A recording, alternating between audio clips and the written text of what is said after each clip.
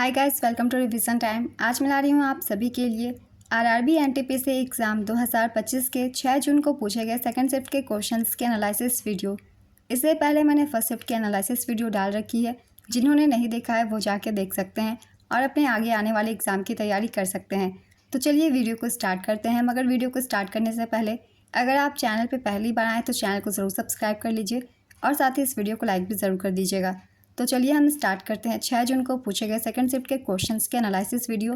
और साथ ही जितने भी एक्स्ट्रा फैक्ट्स हैं उन्हें आप सब ध्यान से सुनिएगा, क्योंकि उनसे भी एग्जाम में क्वेश्चन पूछ लिए जाते हैं। तो चलिए स्टार्ट करते हैं आज की इंपॉर्टेंट वीडियो।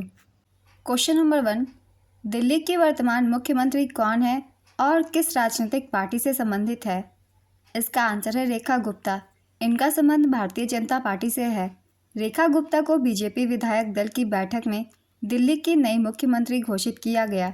उन्होंने शालीमार बाग से चुनाव जीता है।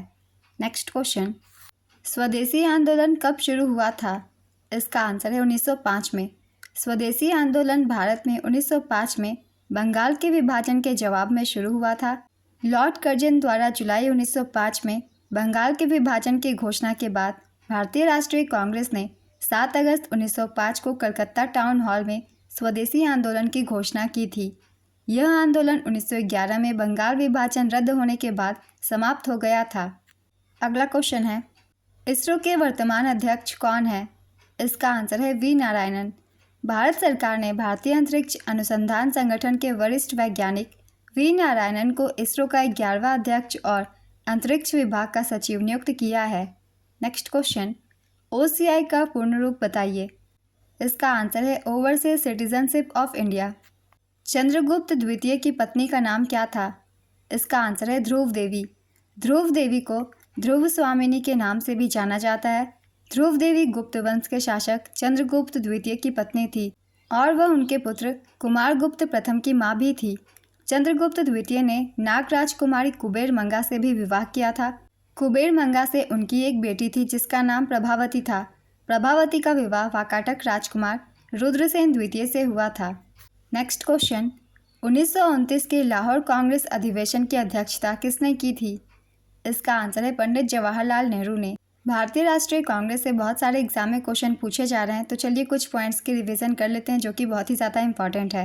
भारतीय राष्ट्रीय कांग्रेस का गठन 1885 में इंपीरियल सिविल सर्विस के सदस्य ए.ओ. ह्यूम के द्वारा किया गया था। भारतीय राष्ट्रीय कांग्रेस की पहली बैठक 28 दिसंबर 1885 को हुई थी। पहला सत्र बम्बई के गोकुलदास तेजपाल संस्कृत कॉलेज के एक हॉल में आयोजित किया गया था। व्योमेश चंद्र बनर्जी भारतीय राष्ट्रीय कांग्रेस के पहले अध्यक्ष थे। गांधी जी ने 1924 के बेलगाम अधिवेशन में केवल भारतीय राष्ट्रीय कांग्रेस के अधिवेशन की अध्यक्षता की थी। दादा भाई नौरोजी कांग्रेस के पहले पारसी अध्यक्ष और गैर हिंदू अध्यक्ष थे। इन्हें अध्यक्ष कलकत्ता अधिवेशन 1886 में नियुक्त किया गया था। बदरुद्दीन तैयब जी कांग्रेस के पहले मुस्लिम अध्यक्ष थे। इन्हें मद्रास अधिवेशन 1887 में अध्यक्ष बनाया गया था। जॉर्ज यूल कांग्रेस के पहले विदेशी अध्यक्ष थे। ये इलाहाबाद अधिवेशन 1888 में अध्यक्ष नियुक्त हुए थे। एनी बेसेंट कांग्रेस की पहली महिला अध्यक्ष थीं। इन्हें कलकत्ता अधिवेशन 1917 में अध्यक्ष बनाया गया था। वहीं सरोजनी नायडू कांग्रेस की पहली भारतीय महिला अध्यक्ष थी। इन्हें कानपुर अधिवेशन 1925 में अध्यक्ष बनाया गया था। स्वतंत्रता के समय जेबी कृपलानी कांग्रेस के अध्यक्ष थे। पटाभी सितारमैया आज़ादी के बाद कांग्रेस के पहले अध्यक्ष थे।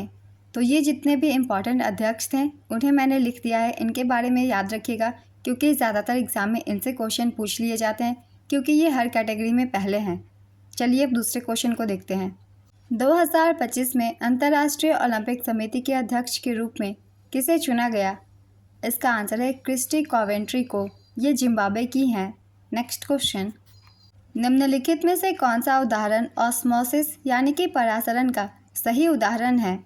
इसका आंसर है जल का पौधों की जड़ों से तनों के ऊपर चढ़ना। नेक्स्ट क्वेश्चन, कंप्यूटर में शिफ्ट प्लस टैब कुंजी एक साथ दबाने से क्या होता है? इसका आंसर है पिछली फील्ड पर जाता है। नेक्स्ट क्वेश्चन, प्राचीन भारत में अग्रहार किसे कहा जाता था? इसका आंसर है उस भूमि या गांव को कहा जाता था जो ब्राह्मणों को दी जाती थी। प्राचीन भारत में अग्रहार उस भूमि या गांव को कहा जाता था जो ब्राह्मणों को दी जाती थी। यह भूमि राजाओं या धनी लोगों द्वारा धार्मिक उद्देश्यों या ब्राह्मणों के भरण पोषण के लिए दान में दी जाती थी। इसे अग्रहारम भी कहा जाता था। नेक्स्ट क्वेश्चन, निम्न में से कौन सी योजना वर्ष 2014 में शुरू की गई थी जिसका उद्देश्य निवेश, निर्माण और कौशल विकास को बढ़ावा देना था? इसका आंसर है skill India project. Next question, दिसंबर 2024 में प्रधानमंत्री नरेंद्र मोदी ने किस देश की आधिकारिक यात्रा की जो 43 वर्षों में किसी भारतीय प्रधानमंत्री की पहली यात्रा थी? इसका आंसर है कुवैत की। भारतीय संविधान में निःशुल्क कानूनी सहायता का प्रावधान किस भाग में किया गया है? इसका आंसर है नीति निर्देशक तत्व में। निःशुल्क कानूनी सहायता का उल्लेख भारतीय संविधान के अनुच्छेद 39A में किया गया है जो भाग 4 में आता है और नीति निर्देशक तत्वों का हिस्सा है। नेक्स्ट क्वेश्चन, DNA में थायमिन के स्थान पर यूरेसिल का उपयोग क्यों नहीं किया जाता?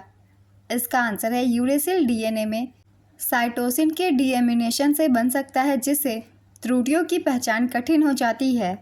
नेक्स्ट क्वेश्चन, जून 2025 तक भारत के नियंत्रक और महालेखा परीक्षक कौन है? इसका आंसर है के संजय मूर्ति। नवंबर 2024 में भारत के नए और 15वें नियंत्रक एवं महालेखा परीक्षक के रूप में के संजय मूर्ति को नियुक्त किया गया। 7 अगस्त 2020 से नवंबर 2024 तक गिरीश चंद्र मुर्मू भारत के नियंत्रक एवं महालेखा परीक्षक थे। वे भारत के 14वें CAG थे। भारत का संविधान भाग 5 के तहत अध्याय 5 में भारत के नियंत्रक और महालेखा परीक्षक के एक स्वतंत्र पद का प्रावधान करता है। CAG का उल्लेख संविधान में अनुच्छेद 148 से 151 के तहत किया गया है। इससे संबंधित अनुच्छेद भी एग्जाम में पूछे जाते हैं, इसलिए इसे भी याद रखिएगा। अगला क्वेश्चन है, भारतीय संविधान में 74वें संशोधन 1992 के बाद किस शहरी निकाय को धीरे धीरे समाप्त कर दिया गया? इसका आंसर है नगरीय समिति को। 1992 में 74वें संविधान संशोधन लागू होने के बाद शहरी स्थानीय निकायों की एक स्पष्ट 3 स्तरीय संरचना तय की गई। यह है नगर निगम, नगर पालिका और नगर पंचायत। इसके बाद नगरीय समितियों जैसी अंतरिम व्यवस्थाओं को धीरे धीरे बंद कर दिया गया क्योंकि वे संवैधानिक रूप से मान्यता प्राप्त निकाय नहीं थी। नेक्स्ट क्वेश्चन, रैम का कार्य क्या होता है? इसका आंसर है रैम, इसका पूरा नाम है रैंडम एक्सेस मेमोरी। CPU को डेटा और निर्देशों को जल्दी से एक्सेस करने की सुविधा प्रदान करता है।